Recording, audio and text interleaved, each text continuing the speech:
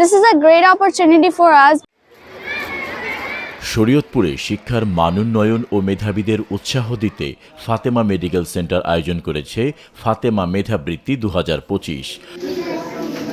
শনিবার সকাল 10:30 থেকে দুপুর 12টা পর্যন্ত 4টি কেন্দ্রে মেধাবৃত্তি 2025 পরীক্ষা অনুষ্ঠিত হয়।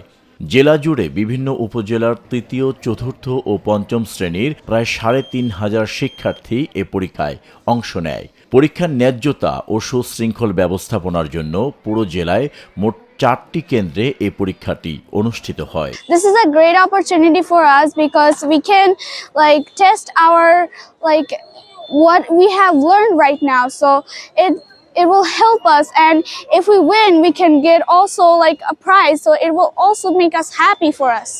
So I think that this is a great opportunity and I'm happy. পরীক্ষা দিতে আসছে, আমার অনেক ভালো লাগতেছে।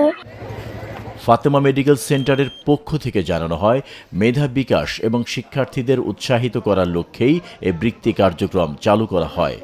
সামাজিক দায়িত্ব পালনের অংশ হিসেবে স্বাস্থ্যসেবার পাশাপাশি শিক্ষা খাতে ইতিবাচক ভূমিকা রাখতে এই আয়োজন করা হয়।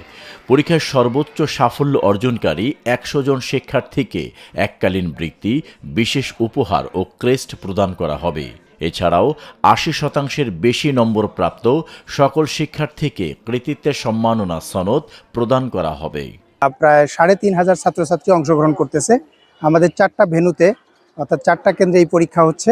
এবং আমাদের প্রায় গত বছর 70 জনকে বৃত্তি দেওয়া হয়েছে 3টা ক্যাটাগরিতে। এই বছর আমরা প্রায় 100+ ছাত্রছাত্রীকে বৃত্তি দেওয়া হবে। এটা আসলে নির্ভর করে ছাত্রছাত্রীদের মেধার উপরে ভিত্তি করে, এবং আমরা চাই যে আসলে ছাত্রছাত্রীরা মেধার যে প্রতিযোগিতা, সেই প্রতিযোগিতায় ফিরে এসে তাদের যে শিক্ষা সেটাকে আরও উৎসাহ তৈরি করতে, যাতে তারা পড়াশোনা করে।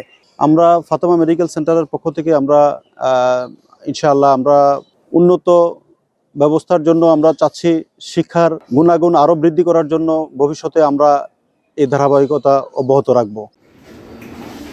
এই আয়োজনের বিশেষ আকর্ষণ হিসাবে অংশগ্রহণকারী সকল শিক্ষার্থীকেই প্রবেশপত্র প্রদর্শন সাপেক্ষে বিনামূল্যে চক্ষু পরীক্ষা ও রক্তের গ্রুপ নির্ণয় করে দেবে ফাতেমা মেডিকেল সেন্টার।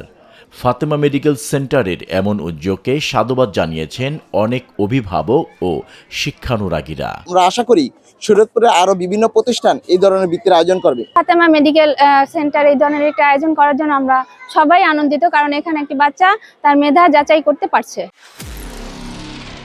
নিরপেক্ষ, সত্য প্রকাশে আপোষহীন।